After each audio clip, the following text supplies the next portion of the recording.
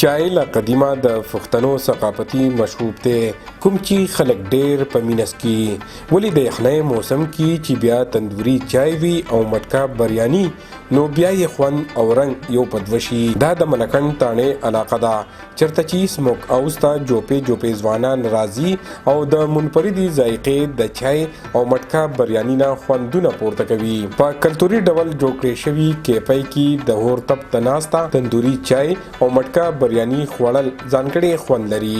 د نوي کال په راتګ سره هم په سموک هاوس کې د سیمې ځوانانو د یخ موسم ګرمو خوراکونو او د موسیقۍ د شور نه جولې مزې واخیستې.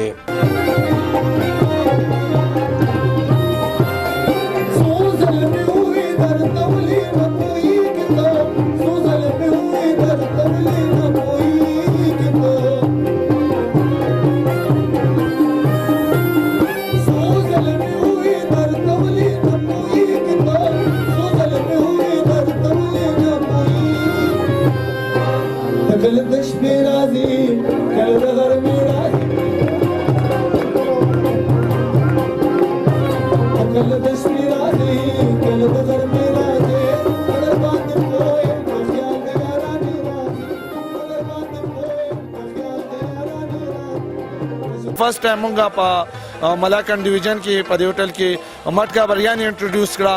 نو مټکا بریاني دا کم خاورې دا لوښي چې دي دا زموږ په دې میډل کې د خلکو پرېښې دي زیات تر په وسپنو لوښو کې خوراک تیاروي. نو موږ دا سیز واپس ځکه چې زموږ یو ثقافت هم دی نو موږ د دې سیز د ژوندي کولو دپاره دا سټیپ اخیستی دی د صحت دپاره هم ډېر ښه دی. او دلته مټکا بریاني ملاویږي مټکا چای کم خورین لوښي زموږ زوړ ثقافت دی او په دې نه بیماریان هم نشي لګېدی او یو ښه سوچ یې کړی او د نن چې کومه ښکلې ورځ ده 2022 کال به شروع کېږي نو به دلته موږ خپل انجوایمنټ کوو. دې موږ د خاورو دا کم لوښي چې کم دي که نه دا ډېر زیات صحتمند دي ښه دي. موږ ټول له پکار دی چې دلته موږ راشو انجوایمنټ وکړو د خاورو دا لوښي کم چې دی د استعمال کو پخوا دور کې چې به کم دی که نه ټول نیچر شیزونه به نه و د خاورو دغه به هر سړي به د استعمالول نه جوړتیا نه وه بیماری نه وي شی نه و اوس هر څه ختم شوي د ټول ډسپوزیبل لغه دي هغه چې کم دی بیماری ډېرې زیاتې سیوا شوي دي. نو موږ له پکار دا ده چې دا استعمال کو راشو دا ایونټ انجوای کو او د خاورو د دغه استعمال کو نو موږ له به ډېره فایده راکړي. د لوښو دا زموږ یو کلتور دی نو پکار ده چې موږ د خپل کلتور دا ژوندی کړو دا دی له موږ وده ورکړو دا موږ د خلکو ته وښیو چې موږ پښتانه غیرتمند او درانه پښتانه یو او موږ د ورورولۍ او د مینې موږ پیغام خورو. دلته هغې اوله چې کوم دی دلته به وه مټکا چای کوم تندوري چای چې به ته وې نو د هغې سره نن پرانیسته کېږي دا مټکا بریاني.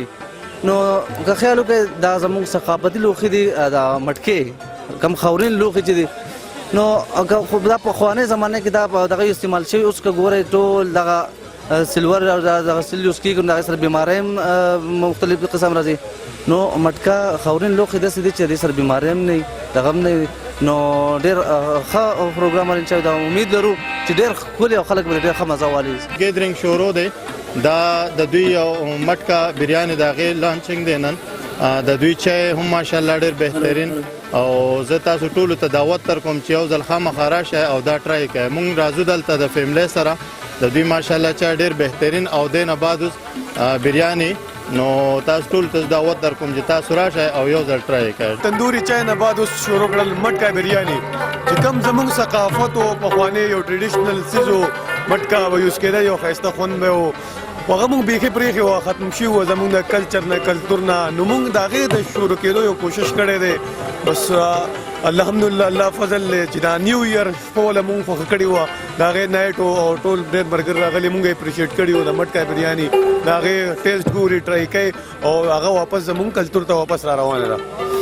دې سره موږ نور ډېر څیزونه سټارټ کړي دلته کې چې څنګه ګرل فش دی او سره نور زنګ باربیکیو وغیره دي.